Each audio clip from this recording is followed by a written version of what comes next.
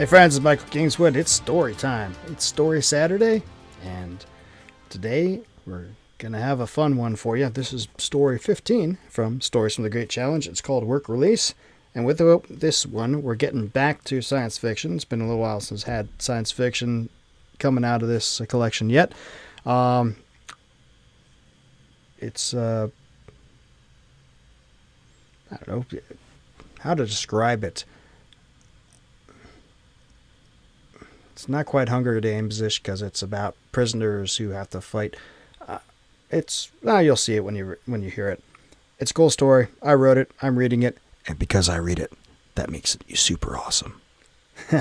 I'm just going to get to it since it's been a busy few days. I'm getting it out a little later than I planned to today on Saturday. So hey, enjoy, and I'll talk to you when it's done. I really don't want to do this.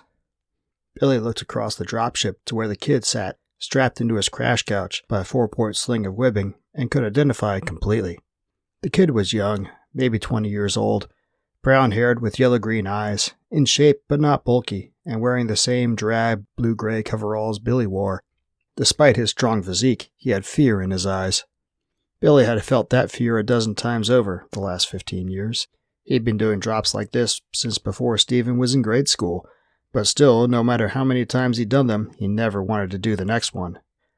His body pressed down into his seat as the G-forces began to build up, and he put on a grin, the same grin he'd seen oldies make on his first drop, or at least his best approximation of it, and forced out a laugh that did pretty damn good job of being genuine. "What's the matter, kid? You want to live forever?" The kid looked at him and scowled, then said, "Yeah, actually." Billy really did laugh then. Around them, the dropship gave a lurch. It was 5 meters on a side and cubic. The interior was all gray metallic plating, pipes, and digital displays on cracked LED screens, except for the crew couches. They were arranged around the 4 sides of the room, 4 on a side except for the bulkhead to Billy's right, where only 2 of their fellow chattels sat, on either side of the red and gray painted hatch that would open after they made planetfall so they, poor doomed souls that they were, could rush out to meet their fate. The place stank of sweat and fear, and beneath that of ozone from electrical wiring that was too old so that it was just on the side of burning into flames. Because who cares if a boatload of nobody convicts burned up from the inside before they reached their doom? And piss. There was always piss from some poor schmuck who couldn't control his fear or his bladder on the way down. Most guys didn't last past their first drop. Fewer still lasted past their second. Billy had only met one other guy who'd survived as long as he had in this game, but he had died on the last drop. So Billy figured this was it for him. There was a peace that came from that, a peace that he had never known in all his time since his sentencing. He still didn't want to make the drop. Oh well, here he was, and there the kid was, all young and scared and with no idea what to do or how to handle himself, and if possible, to all appearances even more certain than Billy that this would be his last ride to, well, anywhere. "Stick with me, kid," Billy said, not knowing why he said it. "You'll be all right." To either side, and on all the other walls of the dropship, his fellow convicts looked at him with expressions that at first said he must be insane. But after a second, as the others took in his demeanor and then his obvious age and experience, first one, then the others, turned to expression of bitterness and then anger. Only Stephen didn't look like he wanted to kill Billy. Good.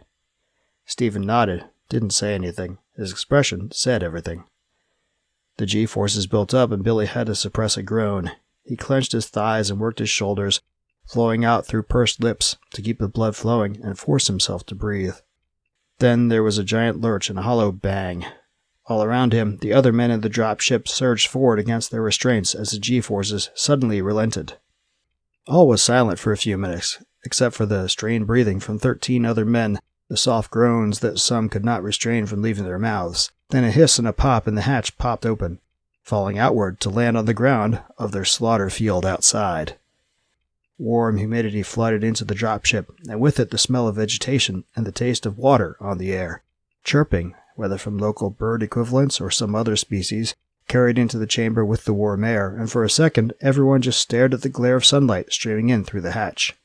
Then a hulking, dark-skinned man, dressed in the same jumpsuit and boots as the rest of the dropship's occupants, threw off his harness with a grunt that was almost a roar and rushed forward toward the open hatch.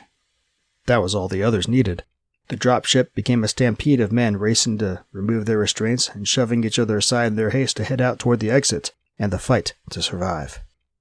Across the dropship, Billy saw the kid move to undo his harness, and Billy raised a hand toward him, open and palm out, and shook his head.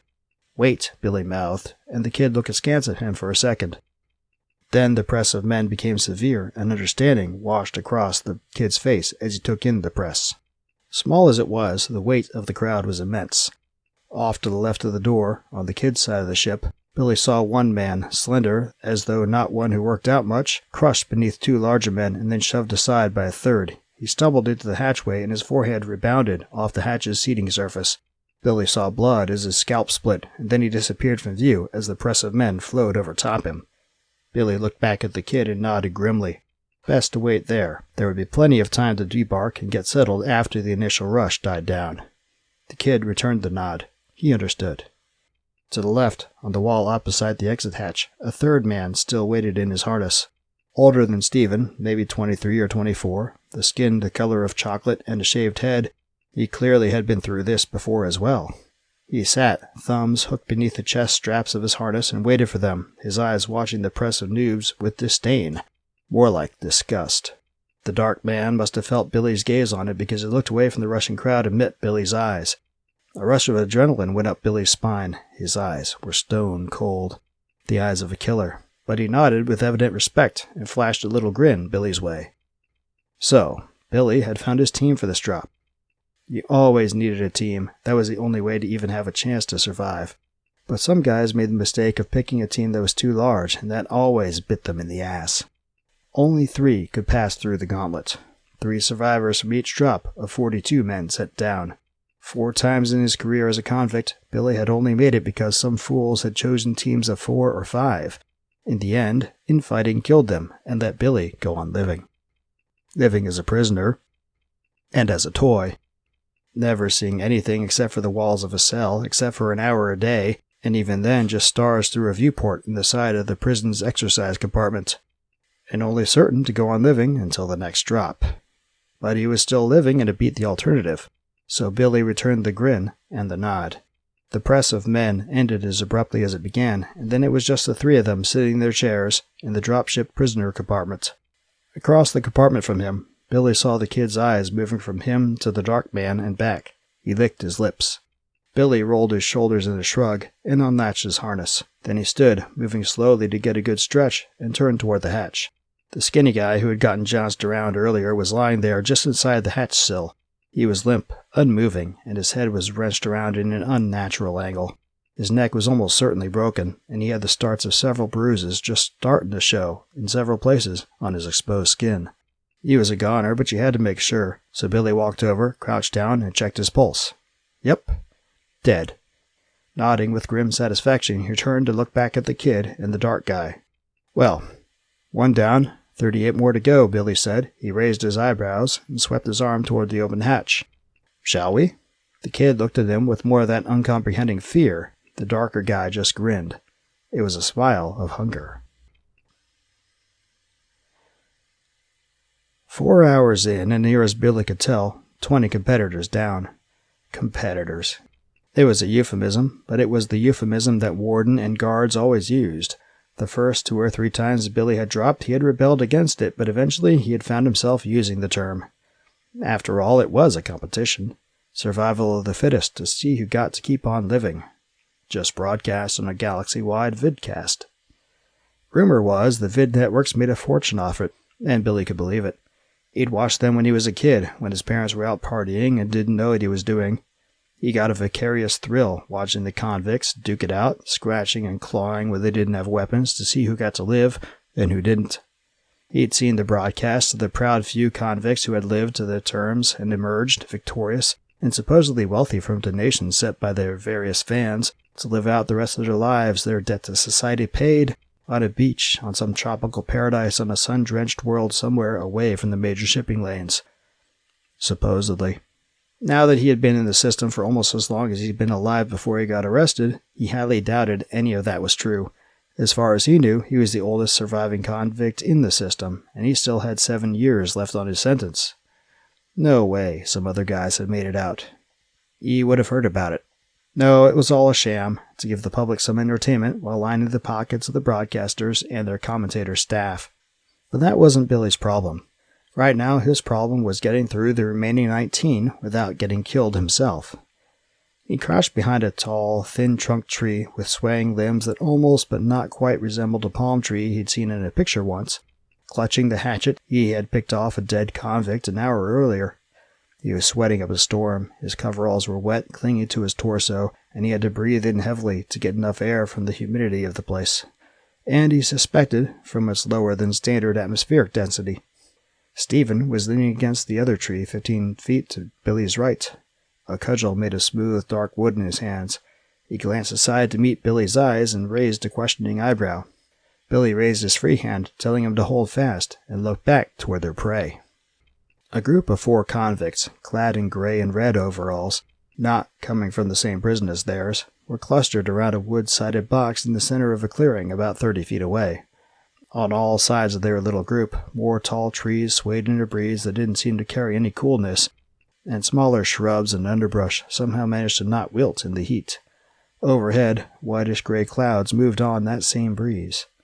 One momentarily passed before the yellow-white sun that was almost directly overhead now, and the temperature dropped noticeably. Billy had to restrain a sigh of relief at the sudden coolness. No time to dwell on that now, either. 3 of the quartet were in a discussion, speaking in low voices that didn't quite carry to Billy's location, while the 4th stood apart, keeping a lookout, his head turning left and right often enough that it would be hard to creep up on him unseen. The other 3 appeared to be trying to figure out how to get the box open. Idiots. The wardens often placed boxes in the killing grounds to lure the competitors into a place and force a fight through promise of supplies or weapons.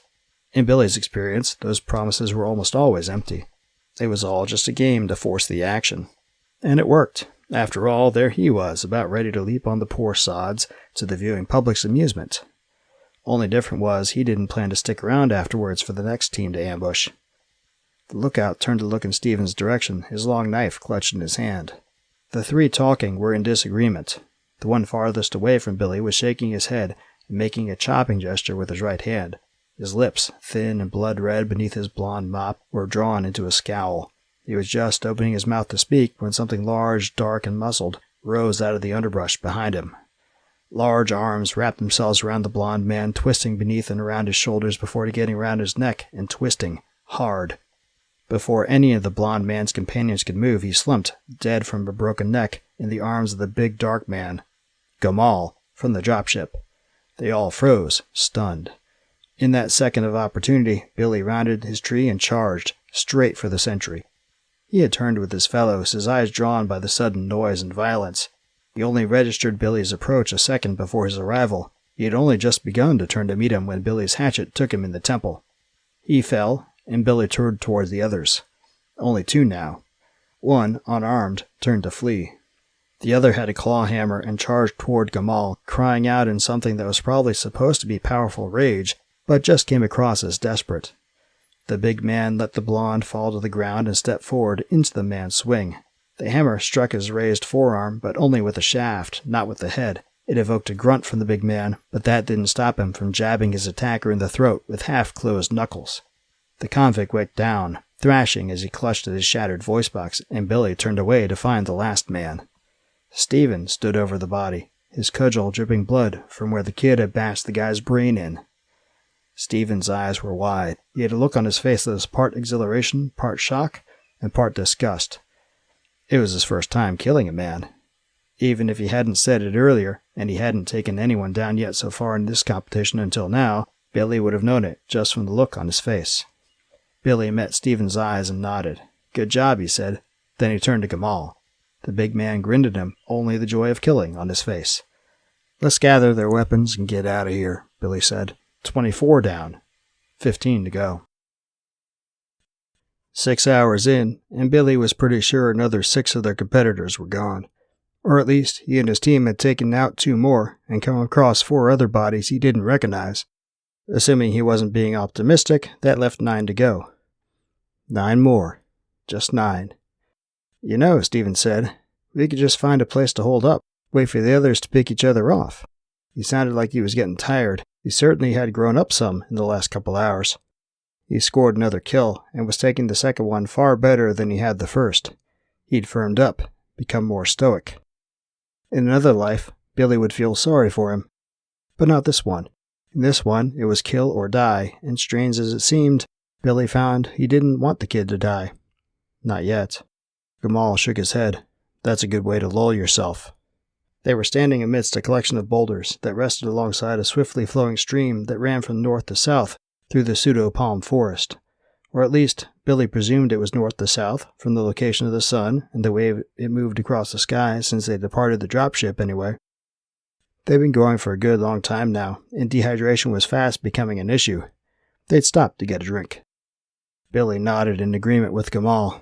I've seen other guys try to evade, keep out of the way. Never seems to work out. Something always drives them out. Either someone finds them, or a wild animal, or the wardens just send a drone to shoot them out into the open. No, better to take the initiative. He bent over and cupped his hands into the flowing water, then lifted the fluid to his lips. It would have been warm elsewhere, but compared to the heat in the air, it felt blessedly cool. And it tasted sweet somehow. It was good. Okay, Stephen said, then maybe we set another ambush? Other teams will be looking for water as well. Billy nodded and dropped his hands, exhaling with satisfaction. Yeah, now that's a better idea. He looked around, pondering. Where do you think? Stephen gestured with his chin toward the other side of the stream and up about 100 paces. There, a tree had fallen at some point in the past, coming to rest at an angle atop another boulder. In the time since its collapse, undergrowth had sprung up around the fallen trunk. Billy considered for a moment and then nodded. The kid was right. That would be a good place to lie in wait. A few moments later, he cursed himself for a fool when, as they were approaching that place, 3 men that he recognized from their prison and their dropship charged from the trees to their right, and another 2 emerged from the same place they were just thinking about setting up their own trap. Then he ran out of time to upbraid himself, as their attackers were on them. Gamal was gone, his head bashed in by another hammer, and Billy was limping from an injured leg. But Stephen was somehow untouched, and another hour had passed. They hadn't seen anyone since their fight at the fallen tree, but there should be 5 more competitors out there. 1 they could spare, the others... His foot came down wrong, making him twist his injured leg unexpectedly and making Billy grit his teeth in pain.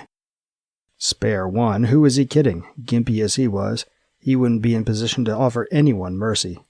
He'd be the one begging in a straight-up fight, more than likely. Stephen grabbed onto Billy's arm and helped him get fully back upright and into a more comfortable position. Though comfort was a relative term lately. Come on, old-timer, Stephen said. Not much farther. Billy looked sidelong at him and snorted. You got someplace in mind to go that I don't know about? The kid shrugged and managed to grin at him. Away from here? Fair point, although... Wouldn't mind staying here, actually. Stephen looked at him askance. What? Warm air, nice scenery, lots of food from the look of things, he shrugged. Beats that prison satellite. Yeah, well, make it past this and we'll be out of there soon enough. Billy snorted again. You're dreaming, kid. No one gets out. Of course they do, if... Billy held up short, and Stephen took a pace before he noticed. He turned back around to look at Billy, that questioning eyebrow raised again. You don't actually believe that shit about making it through, paying your debt, and going on to the beach somewhere, do you? Stephen shrugged slightly, eyeing Billy with sudden uncertainty. Not a beach, but after I've done my 5 years, Billy rolled his eyes. Kid, you ain't gonna make it 5 years. Most guys don't even last 1. He gestured toward the forest around them. Haven't you been paying attention today? But... Stephen stopped himself mid-sentence. His eyes turned to follow Billy's hand toward where it had ended up, pointing deeper into the forest. All I did was steal a cab. He stopped, his voice catching in his throat. That doesn't deserve... The true enormity of his situation, the utter lack of hope, seemed to strike him, and Stephen's shoulders slumped. His eyes dropped, and he hung his head. Christ, that was all Billy needed. Was he crying? He was going to get them both killed if he didn't pull himself together. Damn him. Damn yourself, said the little voice in Billy's head that he hated listening to. You could have waited to educate him until after you guys made it out. If you made it out. Cussed voice was right, of course. That's why Billy hated listening to it. He reached out to lay a hand on the kid's shoulder. Look, kid, don't take me... Right at that moment was when a group of 3 charged them from the left. Billy should be dead. He had no idea how he wasn't.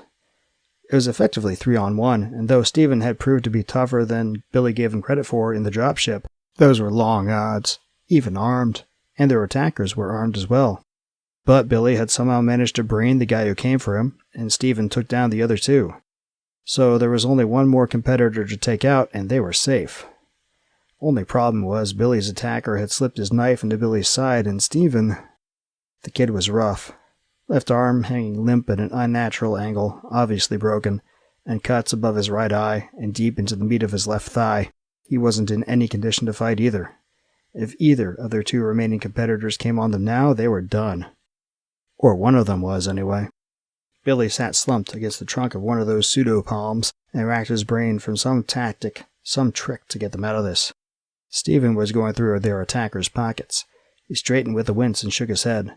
Nothing better than what we already had, and he gestured at himself and then at Billy, and half barked out a bitter laugh. Billy returned the laugh with a snort of his own. Yeah, a lot of good, better gear would do them now, unless it was a gun. But the wardens would never leave a weapon like that out for the competition. Too much risk of losing control of the convicts during pickup or drop-off. Stephen limped over to the same tree and leaned back against it, then slumped down to the ground at Billy's right. Guess we just have to hope the other two fight it out amongst themselves. Guess so. But that was a fool's chance to take. There was no guarantee those two weren't teamed up, or that they would meet up before finding the two of them. For that matter, Billy's count could be off. There was no telling for certain. But he was pretty sure he was right. He'd had lots of years to practice counting down the competition, and lots more of those same thing to look forward to, even if they managed to take out one of the other two. More years than the kid had in his entire sentence. Wasn't much to look forward to. You said you got 5 years total. How long you been in? 9 months. Billy nodded. Rules were a guy got anywhere between a year to 18 months between drops, to recuperate and to enjoy the spoils of victory, those spoils being prison food and prison walls, and breathing. Better than the alternative, sometimes. But that meant the kid might only have to go through the competition 2 more times before release. Assuming release really was a thing. He'd never seen it happen, but maybe it was possible. Billy would have to go through at least 3, maybe 4 more drops. Inwardly, he shuddered at the idea. You said you stole a cab? Yeah, what'd you do? Shot a guy. Robbed a bank. Billy shook his head. Done plenty worse than that since then, though. There was a pause, then Stephen nodded. Yeah. From the tone of his voice, Billy could tell the kid was considering the future also. Maybe computing how many more times he might have to do this, just as Billy had. And he wasn't liking what he'd come up with. Billy couldn't blame him. If he had his druthers, he'd... Rustling off to the left, and Billy turned his head. His spirits dropped. The last 2 competitors were coming, just walking straight toward them, out in the open. And why not? They wore gray and green coveralls, and they looked completely untouched. No way he and Stephen would be able to fight them off. Billy fingered the knife he'd taken from his dead attacker, the same knife he'd used to stab Billy with. The two were moving quickly, but warily. Their eyes locked onto Billy, and he could see the confidence in their stare, and the ball-peen hammer in one guy's hand, and the length of rebar in the other's. He could use that like a spear, and from the blood at the end of it, he already had at least once. Wouldn't even have to get close to kill with that. Definitely outside of Billy's swinging distance. Crap. He looked to his right. Stephen was staring out the other way. He hadn't seen their attackers yet. If it came down to a fight, there was a chance both of them might end up dead. It had happened before, and that would just suck. No sense both of them going out when one could make it, and if it came down to that, it just made sense. Sorry about this, kid, Billy said. Stephen was just turning to look at him, that eyebrow raising into its question again when Billy swung at his throat with the knife. He told himself it was the fact that he was wounded, and moving slower than he otherwise would have. That was the reason why the kid was able to catch the hand holding the blade before it ever reached him. And it was also, on account of the wounds, that he wasn't able to move out of the way before the kid shuffled over and sank his own blade into Billy's stomach. He heard the groan coming from his lips before the pain registered. He felt wetness spreading across the front of his coveralls, spreading at a rate that should have been alarming as the kid withdrew the weapon. The kid kept his eyes on Billy's knife hand, but he didn't even try to fight back. He just let go of the weapon, and it thumped to the ground at his side. Stephen narrowed his eyes and raised the knife to Billy's throat. Why? Billy shrugged, then gestured toward the oncoming competitors. Stephen followed his gesture with his eyes, and they widened. can't both make it, Billy said, and I'm sick of this shit. And as he said it, he realized it was true. He also realized that no chance I'll get through enough of these to get released. He drew a breath and coughed as a new spasm of pain swept through him. You might, though. Stephen just stared at him. Then slowly, he took the knife away from Billy's neck. He pushed himself away and then slowly, with obvious pain, forced himself to his feet. It was getting cold. Strange, since the sun was not yet low enough in the sky to be setting yet, but the shadows were growing longer all the same. Stephen dropped his knife to the ground and nodded, looking him in the eye. Thank you, he said. Then he turned and limped toward the last two remaining competitors.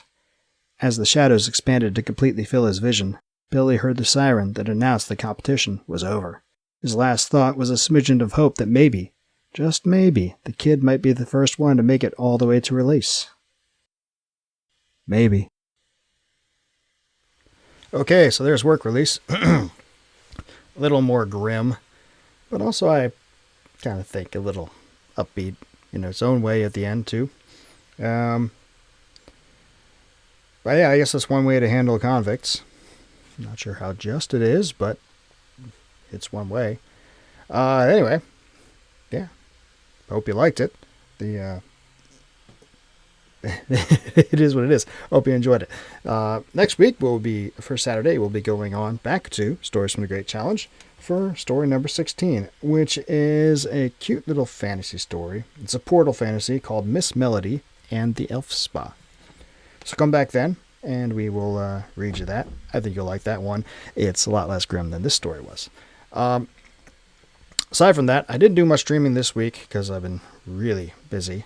But I intend to get back to my normal streaming routine, 2 o'clock Pacific time on weekdays. So come by the channel then. Otherwise, just swing by michaelkingswood.com. You can sign up for a mailing list there to keep in touch about new releases. You can become a member of the site to send a few bucks a month my way to keep the lights on around here. And if you go to the michaelkingswood.com/store, you can find all my books in whatever format you like, directly from me via my company. You can, of course, find me on Amazon and Kobo and Barnes & Noble and Apple Books and Google Play and all the other places out there, but it's better to come straight to me because we have a one-to-one direct relationship. You can always stay in touch, and we can always let you know when stuff's coming on, and it avoids possible complications from capricious middlemen. So, bear that in mind. Anyway, that's all I got for you today. Hope you enjoyed it. Tell everyone what we're doing around here. Make sure you're subscribed to the channel, whether it be video or podcast or whatever. And come back next time. Until then, don't do anything I wouldn't do.